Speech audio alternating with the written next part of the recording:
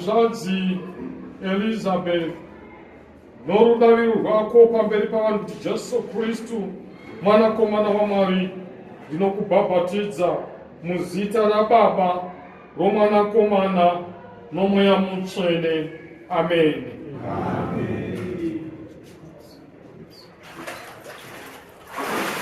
Kunde tichazomuona Paulo